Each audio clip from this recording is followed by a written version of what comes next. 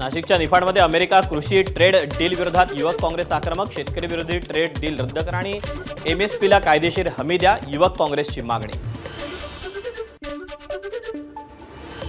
हिंगोलीत पालकमंत्री नरहरी झिरवाळांचं दुर्लक्ष होत असल्यानं शेतकऱ्यांचा एल्गार. एकीकडे 8 दिवसांपासून हळद मार्केट बंद तर दुसरीकडे पीक विमा मिळत नसल्यानं शेतकऱ्यांची गैरसोय. सोलापुरात 7 रस्ता परिसरात प्रहार संघटनेच्या कार्यकर्त्यांकडून जल्लोष. बच्चू कडूंनी शिवसेनेत प्रवेश केल्यानंतर एकमेकांना पेढे भरवून कार्यकर्त्यांकडून आनंद.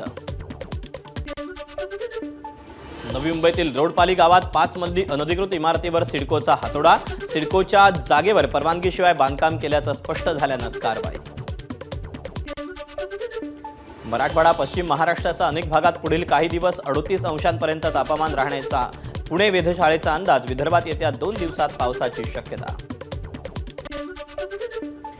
अहिल्यानगर जिल्ह्यात तापमानाचा पारा 40 अंशांवर. वाढत्या तापमानाचा साई नगरीला फटका. साईबाबांच्या मंदिरात दर्शन घेण्यासाठी येणाऱ्या भाविकांच्या संख्येमध्ये घट.